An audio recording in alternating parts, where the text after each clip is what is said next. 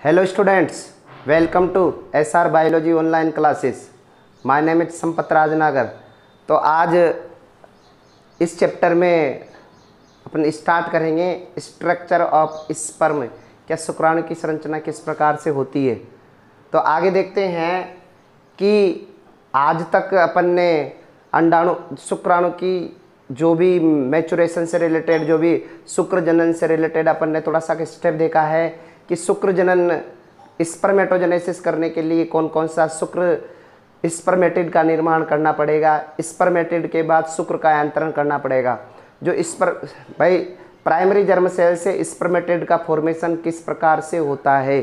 Primary germ cell से spermatid का formation किस प्रकार से होता है। उसमें पहले मल्टीप्लिकेशन फेज चलेगा, मल्टीप्लिकेशन फेज के बाद ग्रोथ फेज चलेगा, ग्रोथ फेज के बाद मैचुरेशन फेज चलेगा। इस प्रकार से अपन ने 3 स्टेज का डिस्क्राइब किया है। सेकंड कंडीशन है कि अपन ने जो शुक्र का यांत्रण देखा, शुक्र का यांत्रण में किस प्रकार से एक्रोसोम का फॉर्मेशन होगा, किस प्रकार से जो स्पर्मेटिड था वो लंबा चपटा, उसमें जो न्यूक्लियस था वो कैसे हल्का हुआ, कैसे उसका आरएनए कम हुआ, उसका डीएनए ज़्यादा पाया जा रहा है, किस प्रकार से उसमें प्रॉक्सिमल सेंट्रियोल डिस्टल सेंट्रियोल का फॉर्मेशन हुआ। प्रॉक्सिमल सेंट्रियोल क्या फंक्शन करता है, डिस्टल सेंट्रियोल क्या फंक्शन करता है, एक्रोसोम क्या फंक्शन करता है, न्यूक्लियोलस का क्या फंक्शन है, हेड कौन सा पार्ट है, फिर नेक वाला पार्ट, नेक में क्या क्या पार्ट प्रेजेंट होते हैं, फिर मिडिल पीस में माइटोकॉन्ड्रिया का क्या फंक्शन होता है, इस प्रकार से टेल क्या काम करती है। इस प्रकार से जो आप आज जो स्टडी करेंगे एक स्ट्रक्चर ऑफ स्पर्म डायग्राम देख लेना। स्ट्रक्चर ऑफ स्पर्म का डायग्राम दे रखा है, इसको आप स्क्रीनशॉट खींच लेना। डायग्राम ऑफ स्पर्म का स्ट्रक्चर है, इसका आप स्क्रीनशॉट खींच लेना। तो ध्यान में रखना स्ट्रक्चर जो स्पर्म रहेगा इसके 4 पार्ट प्रेजेंट होंगे।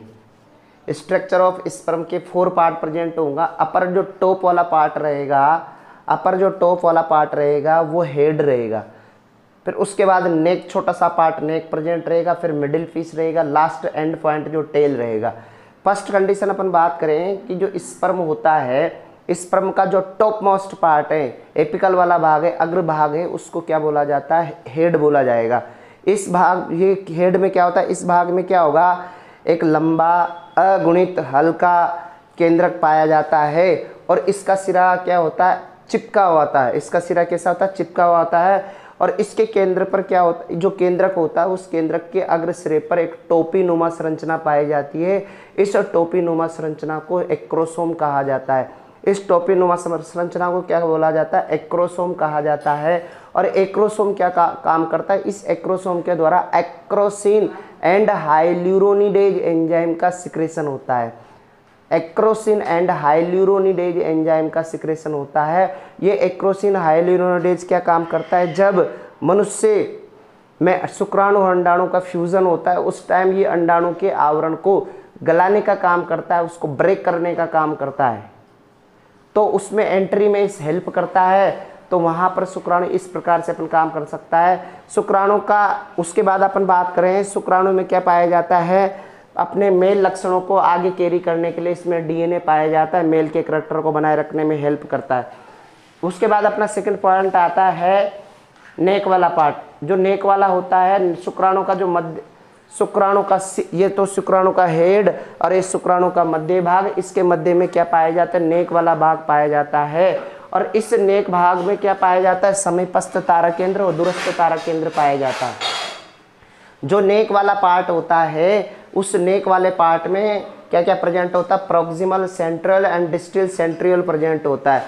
जो प्रॉक्सिमल सेंट्रियोल क्या काम करता है, जब शुक्राणु और अंडाणु का संलयन होता है, शुक्राणु अंडाणु का संलयन होता है, उस दौरान ये 190 डिग्री पर, या आप कहो कि ये घूम करके केंद्रक के आगे चला जाता है और वहाँ जा करके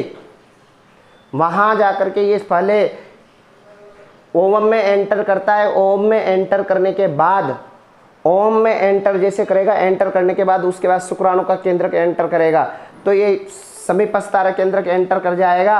और साथ साथ में जैसे शुक्राणु का तारा केंद्रक एंटर हो गया, उसी के साथ साथ न्यूक्लियस भी एंटर हो गया। न्यूक्लियस ओवम के न्यूक्लियस से फ्यूज करेगा, फ्यूज करके क्या बनाएगा, फ्यूज करके डिप्लॉयड डिप्लॉइड न्यूक्लियस का, डिप्लॉइड स्ट्रक्चर का फॉर्मेशन करेगा, जाइगोट का फॉर्मेशन करेगा। अब जाइगोट में क्या करना है, डिवीजन स्टार्ट करना है। जाइगोट में क्या करना है, डिवीजन स्टार्ट करना है। तो डिवीजन स्टार्ट करने के लिए वहां पर प्रोक्सिमल सेंट्रियोल एंटर कर चुका है। ये प्रोक्सिमल सेंट्रियोल क्या काम करेगा, डिवीजन विदलन को प्रेरित करेगा, समसूत्री विभाजन करो, समसूत्री विभाजन को, माइटोसिस को इंड्यूस करेगा। जैसे समसूत्री विभाजन को प्रेरित करेगा तो क्या होगा, विदलन स्टार्ट हो जाएगा। तो जाइगोट जो सिंगल सेल है, सिंगल सेल से डबल सेल का फॉर्मेशन होगा, डबल से 4, 8, 16, 32 ऐसे न्यूक्लियर, ऐसे स्ट्रक्चर का फॉर्मेशन होगा और आगे डेवलपमेंट होगा। जो डिस्टल सेंट्रियोल होता है वो डिस्टल सेंट्रियोल आगे जा करके एक्सिल फिलामेंट का निर्माण करता है। और ये एक्सिल फिलामेंट कहाँ पाए जाते हैं, मध्य भाग में पाए जाते हैं।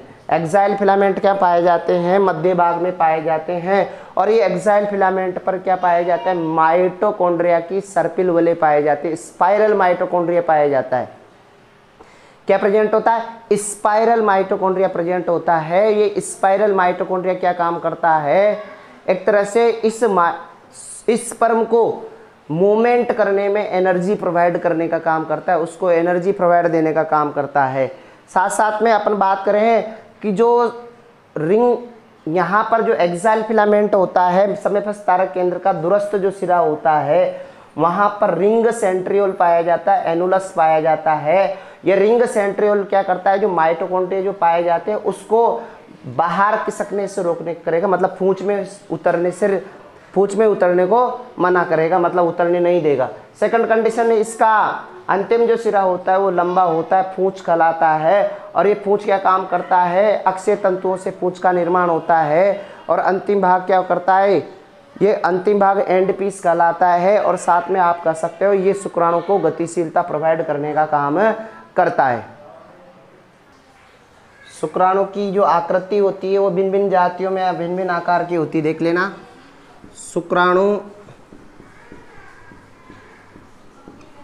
शुक्राणु की आकृति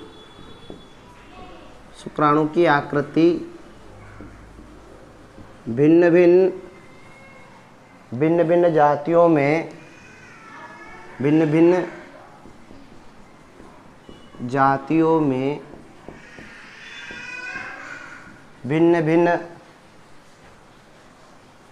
भिन्न भिन्न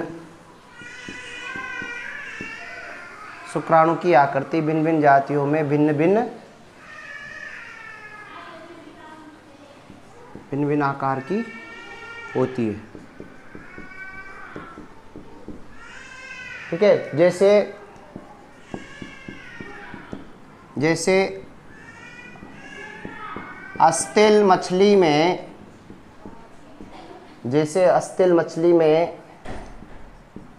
मछलियों में शुक्राणु की आकृति कैसी होगी, गोलाकार होगी। मनुष्य में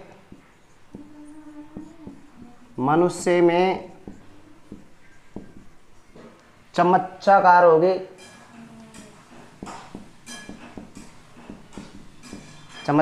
होगी, स्पून शेप्ड होगी। चूहे में हुक के आकार की होगी, चूहे में हुक की आकृति होगी।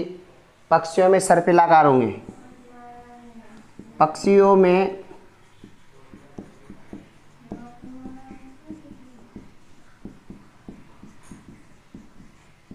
सर्पिलाकार आकृति। इस प्रकार से आप अलग अलग जातियों में शुक्राणु की जो आकृति क्या होगी, अलग अलग होगी। शुक्राणु की संरचना को 4 भागों में बांटा गया है। शुक्राणु की संरचना को 4 भागों में बांटा गया है। शुक्राणु की संरचना को 4 भागों में बांटा गया है। फर्स्ट पॉइंट है हेड,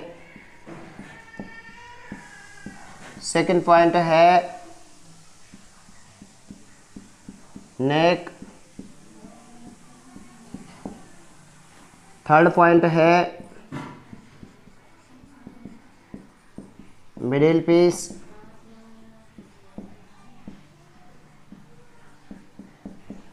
फोर्थ पॉइंट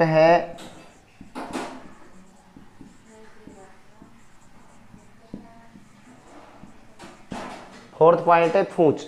इस प्रकार से शुक्राणु की संरचना को 4 भागों में डिवाइड कर सकते हैं। स्पर्म की स्ट्रक्चर को 4 स्टेप में डिवाइड कर सकते हैं। Head, neck, middle piece and tail वाला पार्ट। शुक्राणु के अग्रभाग को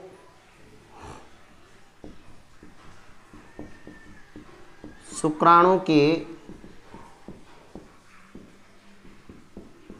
अग्रभाग को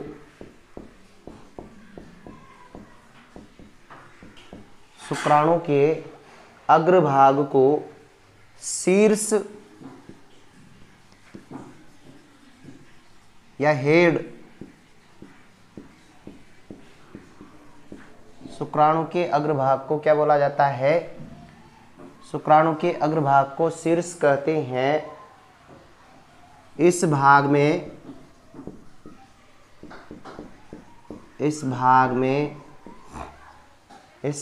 एक लंबा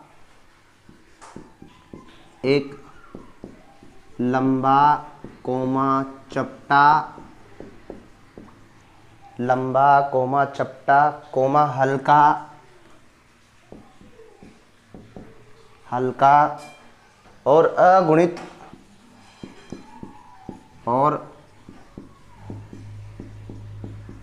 अगुणित केंद्रक पाया जाता है। अगुणित क्या पाया जाता है? केंद्रक पाया जाता है। और इसका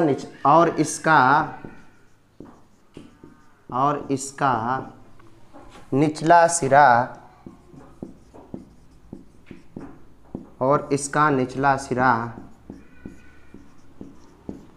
पिचका हुआ,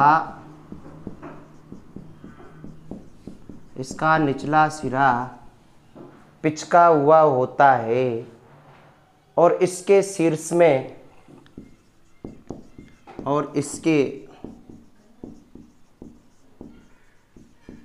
और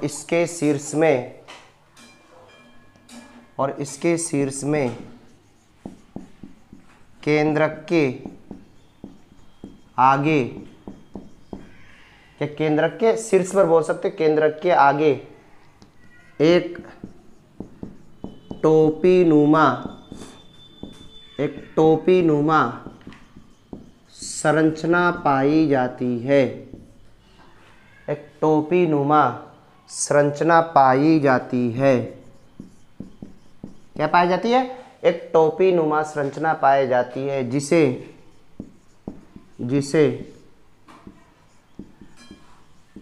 एक्रोसोम कहते हैं। एक टोपी नुमा संरचना पाई जाती है जिसे एक्रोसोम कहते हैं। और इस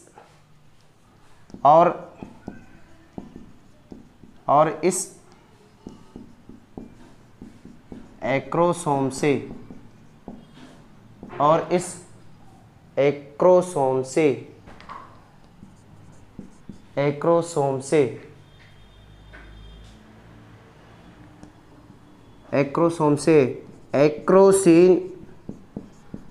एक्रोसिन व हाइल्यूरोनिडेज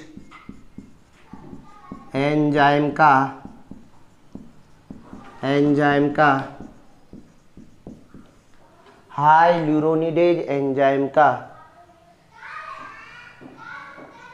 का स्त्रवण होता है।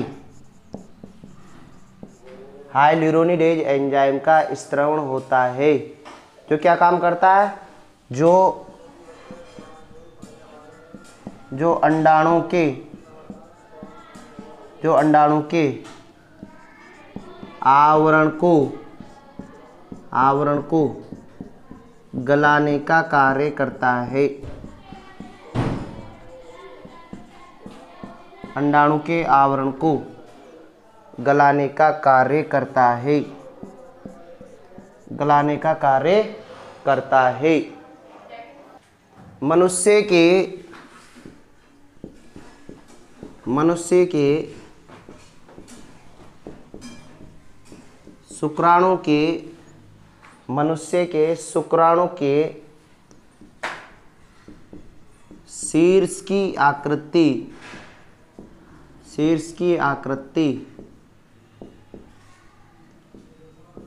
चम्मच या स्पून चम्मच के समान होती है।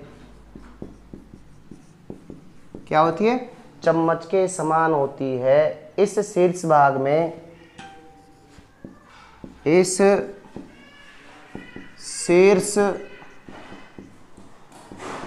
शीर्ष भाग में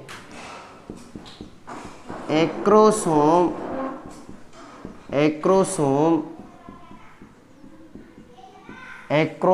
व केंद्रक के मध्य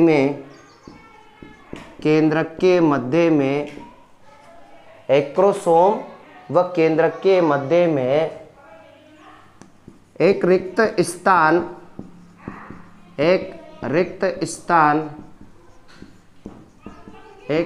स्थान पाया जाता है। क्या पाया जाता है? एक रिक्त स्थान पाया जाता है जिसे परफोरेटोरियम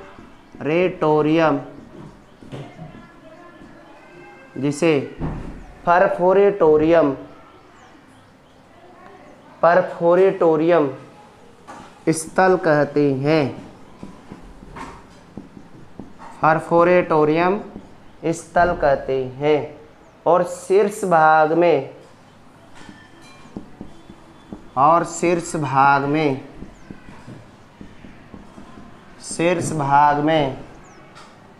कोशिका द्रव्य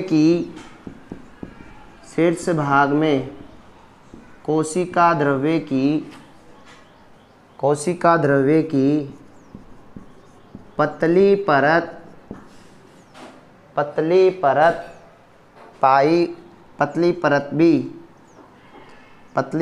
भी पाई जाती है। कोशिका द्रव्य की पतली परत भी पाई जाती है जिसे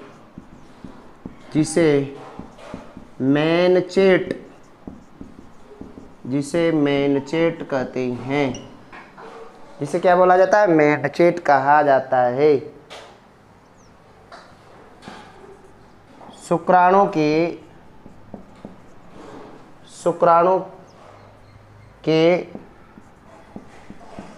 केंद्रक का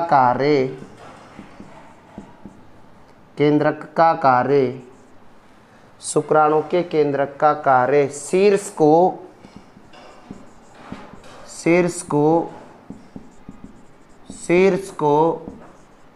आकृति प्रदान करना है। शीर्ष को आकृति प्रदान करना है और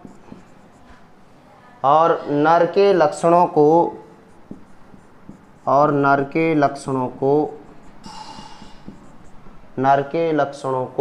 या डीएनए को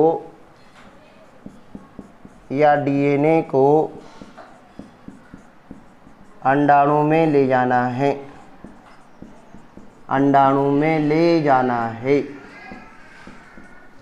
क्या हो जाएगा? अंडाणु में ले जाने का काम किया जाएगा। शुक्राणु के एक्रोसोम में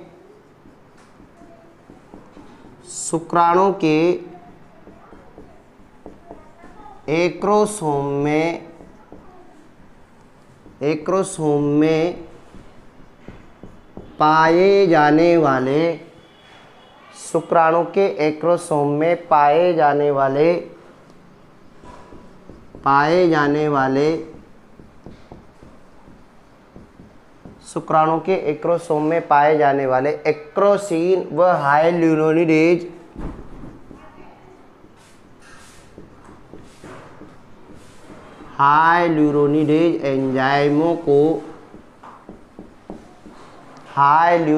एंजाइमों को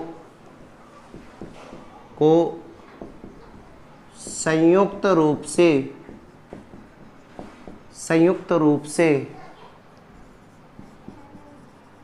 स्पर्मलाइसिस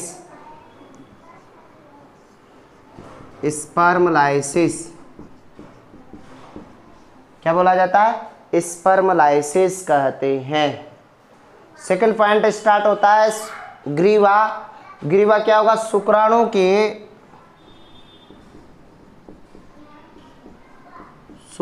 के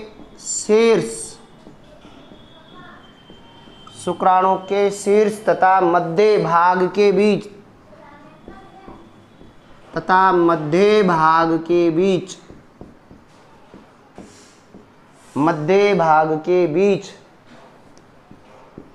एक सकरा क्षेत्र पाया जाता है, जिसे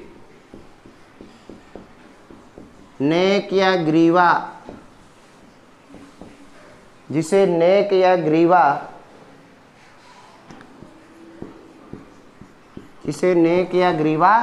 कहते हैं।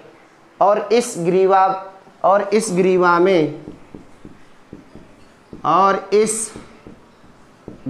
में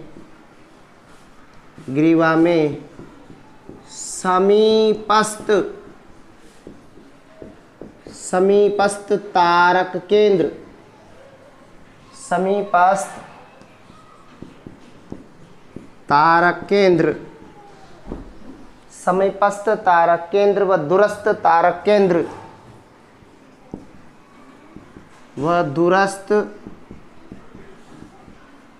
तारक केंद्र पाए जाते हैं। समीपस्थ तारक केंद्र व दूरस्थ तारक केंद्र पाए जाते हैं। इनमें से समीपस्थ तारक केंद्र का कार्य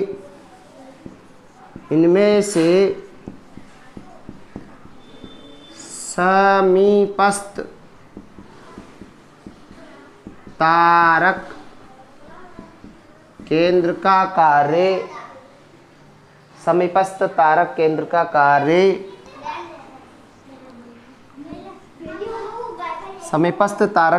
कार्य अंडाणु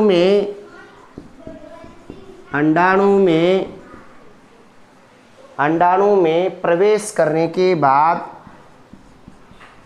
अंडाणु में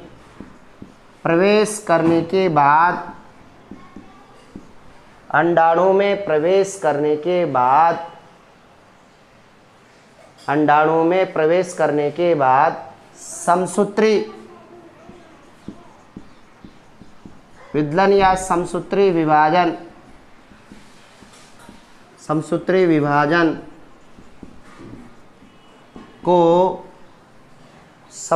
विभाजन को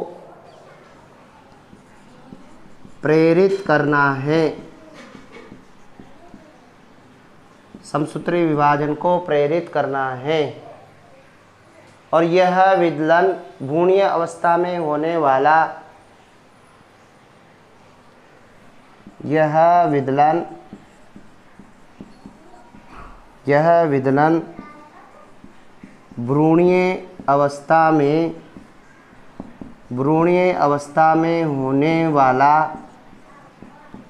भ्रूणीय अवस्था में होने वाला समसूत्री विभाजन है। भ्रूणीय अवस्था में होने वाला समसूत्री विभाजन है। क्या है? भ्रूणीय अवस्था में होने वाला और इसमें कोई इंटरफेज अवस्था नहीं पाई जाती है। और इसमें कोई इंटरफेज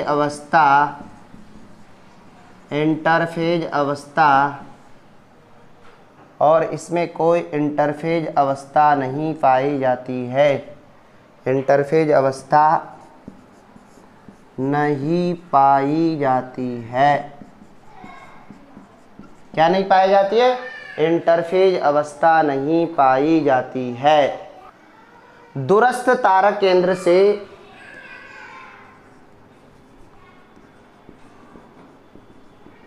दूरस्थ तारक केंद्र से पूंछ का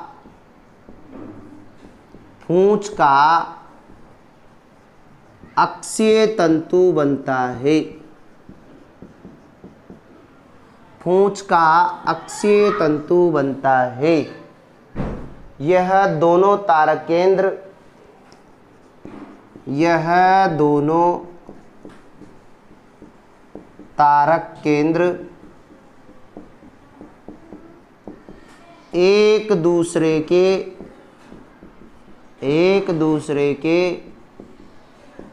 एक दूसरे के समकोण पर होते हैं। कैसे होते हैं? एक दूसरे के समकोण पर होते हैं। शुक्राणु का समीपस्थ तारक केंद्र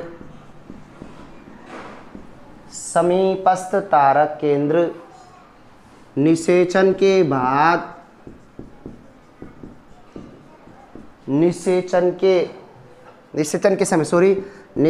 के समय 180 डिग्री के कोण पर 180 डिग्री के कोण पर गति करके 180 डिग्री के कोण पर गति करके केंद्रक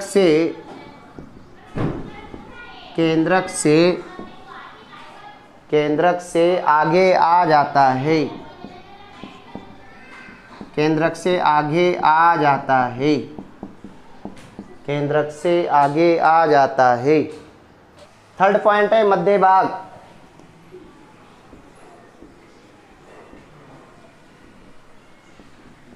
मिडिल पीस।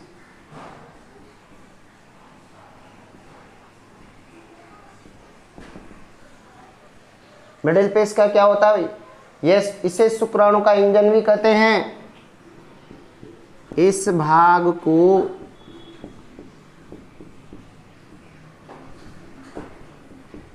शुक्राणु का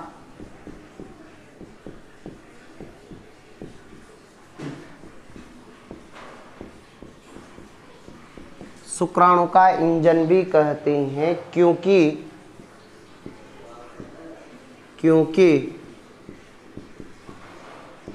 इसमें माइटोकॉन्ड्रिया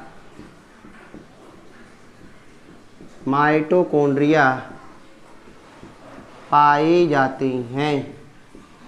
क्या पाए जाते हैं? माइटोकॉन्ड्रिया पाए जाते हैं, जो शुक्राणु की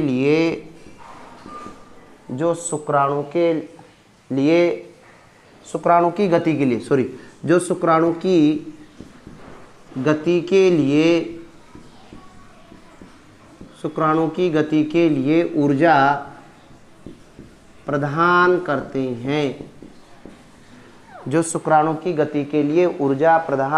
हैं। और इस मध्य भाग में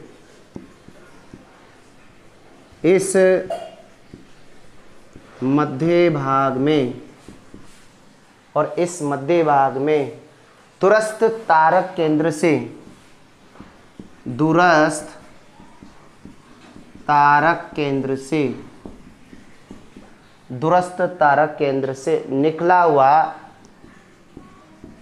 तारक केंद्र से निकला हुआ अक्षीय तंतु पाया जाता है। क्या पाया जाता है? अक्षीय तंतु पाया जाता है, जिसे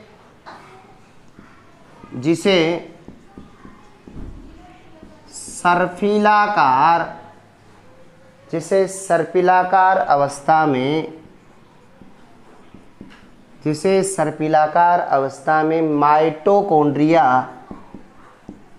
माइटोकॉन्ड्रिया घेरे रहते हैं। जिसे सर्पिलाकार अवस्था में माइटोकॉन्ड्रिया घेरे रहते हैं। ऐसे सर्पिलाकार माइटोकॉन्ड्रिया को और ऐसे सर्पिलाकार माइटोकॉन्ड्रिया को नेभेन कर्ण आच्छद कहते हैं। नेभेन कर्ण आच्छद कहते हैं। क्या बोला जाता है? नेभेन कर्ण आच्छद कहते हैं। इस मध्य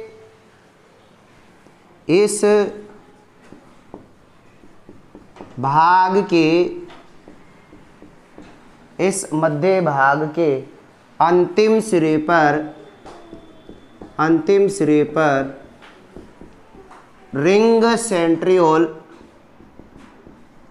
रिंग सेंट्रियोल या वलय तारक केंद्र पाया जाता है। वलय तारक केंद्र पाया जाता है, जिसका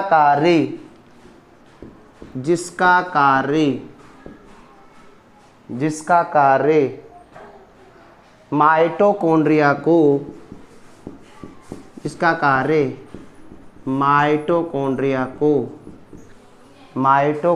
को पूंछ में जाने से रोकना है। माइटोकॉन्ड्रिया को पूंछ में जाने से रोकना है। पूंछ में जाने से रोकना है। इसके अलावा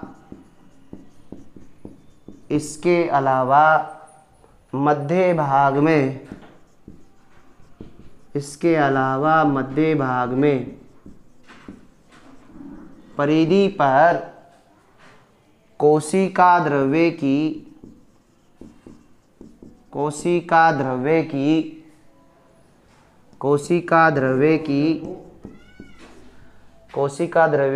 एक पतली परत,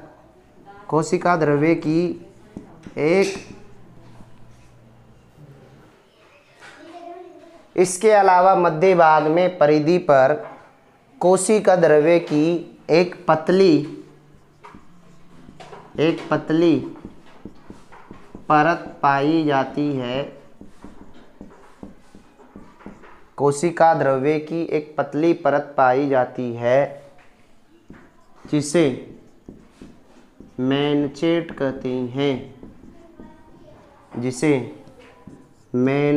कहते हैं।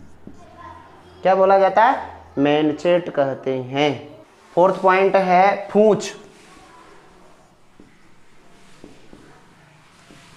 फोर्थ पॉइंट कौन सा है? पूंछ या टेल। यह शुक्राणु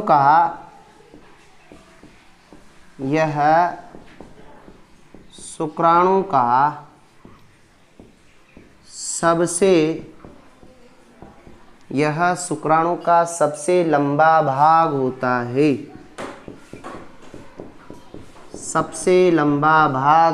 है। इसका निर्माण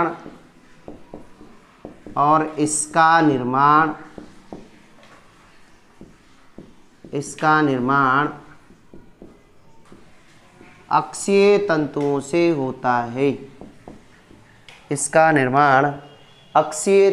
से होता है। किससे होता है?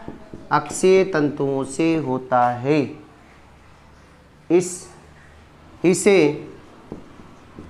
इसे आधारी व अंतिम भाग में बांटा गया है। अंतिम भाग में बांटा गया है। किस में बांटा गया? आधारी व अंतिम भाग में बांटा गया है। इनमें से आधारी भाग को मुख्य भाग भी कहा जाता है। इनमें से आधारी भाग को मुख्य भाग भी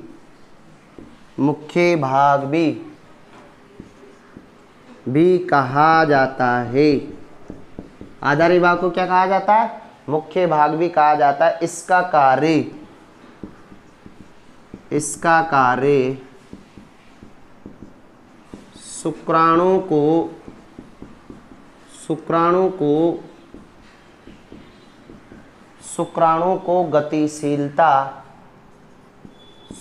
को गतिशीलता प्रदान करना है। क्या प्रदान करना है भैया? शुक्राणु को गतिशीलता प्रदान करना है। तो ये वाला कंट्रोल अपन ने देखा है पहले भी। तो क्या होगा, जो हाइपोथैलेमस है वहाँ से गोनेडोट्रोपिन रिलीजिंग हार्मोन निकलेंगे जो पीयूष ग्रंथि के एंटीरियर लोब को स्टिमुलेट करेंगे, जहाँ से एफएसएच और एलएच का सिक्रेशन होगा। जो एलएच है वो एलएच नर में आईसीएसएच इंटरस्टिशियल सेल स्टिमुलेटिंग हार्मोन भी कहा जाता है। ये आईसीएसएच या एलएच क्या करता है, नर में किसका उत्तेजन करता है? लैंगिक कोशिकाओं को उत्तेजित करेगा।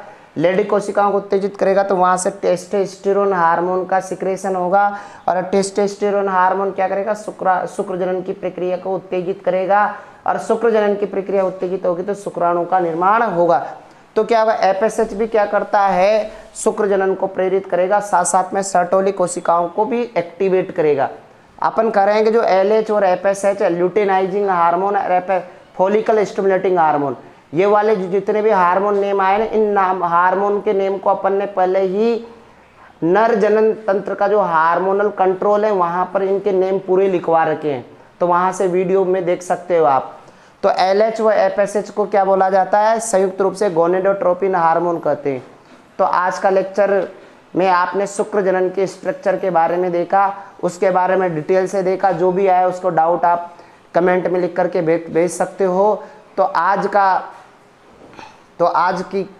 तो इस वीडियो को आप लाइक कीजिए, सब्सक्राइब कीजिए और शेयर कीजिए। ज़्यादा से ज़्यादा व्यक्तियों को, ज़्यादा से ज़्यादा बच्चों को बताइए, जिससे कि उनको भी फ़ायदा पहुंच सके। तो धन्यवाद।